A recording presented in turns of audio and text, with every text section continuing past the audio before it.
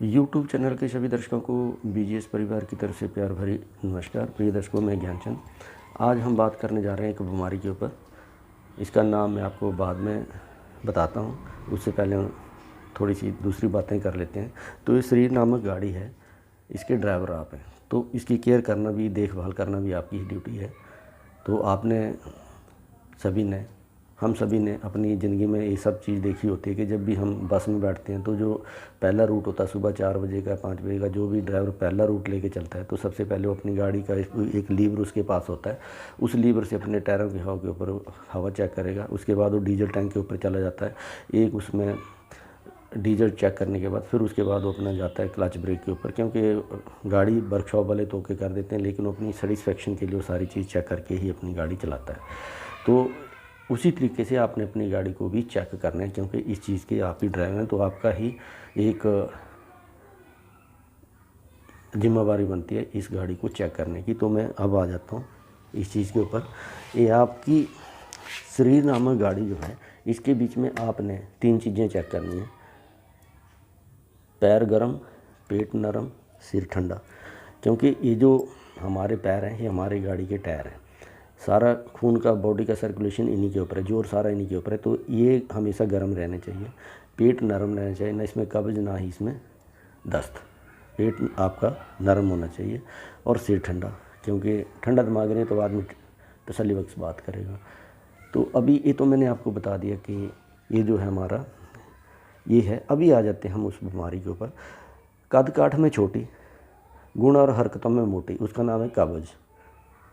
तो आपने देखा होगा कि हमारी हिंदी में उसके 3 भी शब्द पूरे नहीं हैं, 2.5 शब्द का ये है, लेकिन अंग्रेजी ने उसको अपनी इसमें अंग्रेजी में उसको 10-11 वर्ड का ले गए, इस करके वहाँ इज्जत उसकी बन गई। हमारे हिंदी में तो 2.5 शब्द का ये रोग है। लेकिन जब भी हम कोई ग्रंथ पकड़ लेते हैं 5000 साल पुराना पहले या आज की अपनी बीमारी अपना इलाज, तो कोई भी किताब पकड़ के आप देख लो, बसों में बिकती थी। आज की डेट में तो यूट्यूब के ऊपर सारे आप यूट्यूब पे मिल जाता है, लेकिन जब भी हम देखते थे तो सारी चीज़, कोई भी किताब लेके चलते तो सभी बीमारियों में सबसे पहले कब्ज आती है और आखिरी रोग तक तो चली जाती है आगे। तो ये जो कब्ज है, जब ये पेट में हो जाती है तो शरीर में 3 तरह के दोष होते हैं: वात, पित्त, कफ। तो तीनों रोग जो हैं तीनों बिगड़ जाते हैं। तो अब वो बिगड़ जाते हैं तो किसी को पित्त की बीमारी लग जाती है, किसी को कफ की लग जाती है, किसी को वात रोग लग जाता है। होता क्या है सारा इसी से, कब्ज की वजह से। तो तभी तो कहते हैं कि पेट सफ़ा तो हर रोग दफ़ा, कि पेट को साफ यानी कि अपना क्लियर रखो, अपना रोगों का छुटकारा पा लो। तो यदि मैं आपको कब्ज हो गई है, पेट आपका ख़राब है, तो उसके बीच में आपने दो तरीक़ों से, 2 जगह से आपने अपने इसको पेट को चेक करना है कि पेट में गर्मी है, क्या है, कैसे नहीं है। तो एक मुख द्वार से और नीचे एक मल द्वार से। तो मुख द्वार से जब आप सुबह अपना ये करोगे, ब्रश करते हैं, तो उस टाइम अपना ब्रश करते समय पहले ही अपनी जीभ को देखो। इसके ऊपर यदि आपकी जीभ लाल है तो आपका यानी कि पेट में कोई ये नहीं, सब ठीक है, सिस्टम चल रहा है, गर्मी है भी तो इतनी ज़्यादा नहीं है। यदि आपकी जीभ के ऊपर ब्राइटनेस की लेयर है, मोटी लेयर है, तो आपके पेट में काफ़ी यानी कि गर्मी हो चुकी है, कब्जी ने आपके पेट में कब्जी ने घर बना रखा है। तो आप उस चीज़ को, कब्जी को तोड़ने की कोशिश करो और जीभ को साफ़ रखो, मुख द्वार को साफ़ रखो, ब्रश करो, एक टंग क्लीनर से साफ़ करो। वैसे तो कुदरत ने, जब तक आप यंग होते हैं, जब तक ये बीमारियाँ होती है, ये बीमारियाँ चलती है 15 से लेकर 50-60 साल तक। उसके बाद तो यानी कि रोग भी यानी कि थोड़े ठंडे हो जाते हैं।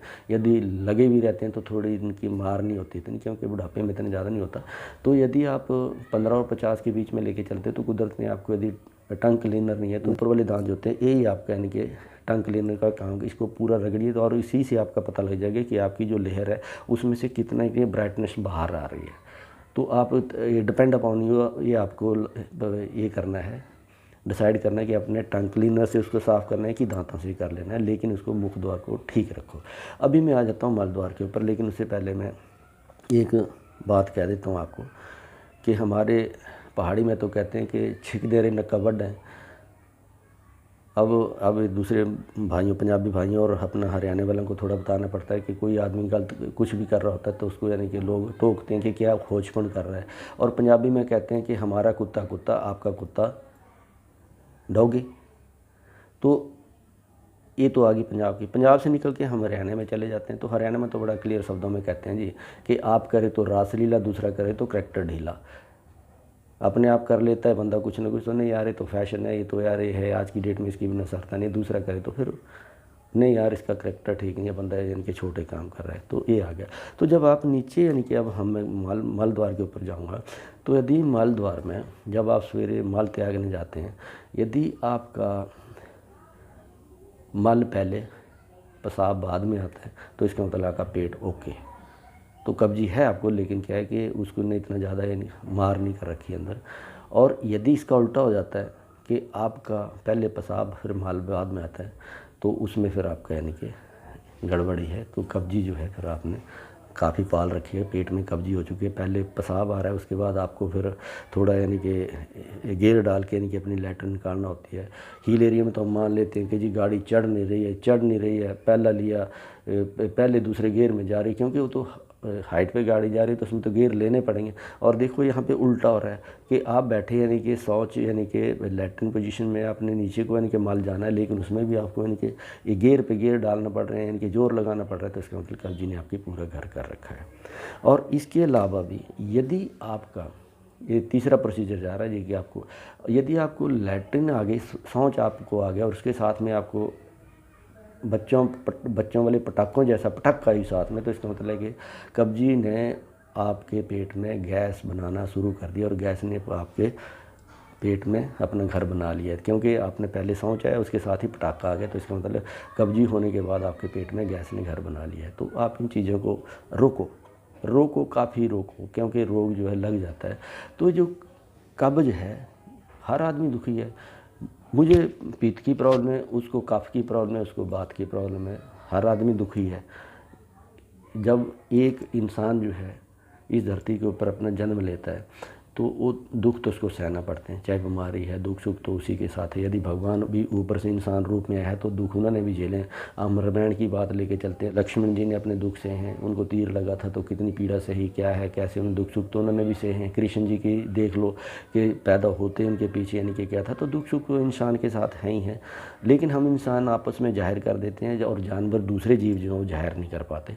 तो दुख सुख तो हैं ही। बाकी हम यहाँ से हट के आ जाते गुरुओं के ऊपर, तो एक आपने सुना है कि नानक दुखिया सब संसार, तो सुखी तो कोई नहीं, इसमें सभी को दुख झेलना पड़ते हैं। यदि इस धरती के ऊपर आए हैं, अवतार ले यानी कि इंसान रूप में आए हैं, तो दुख तो सभी को झेलना ही पड़ते हैं।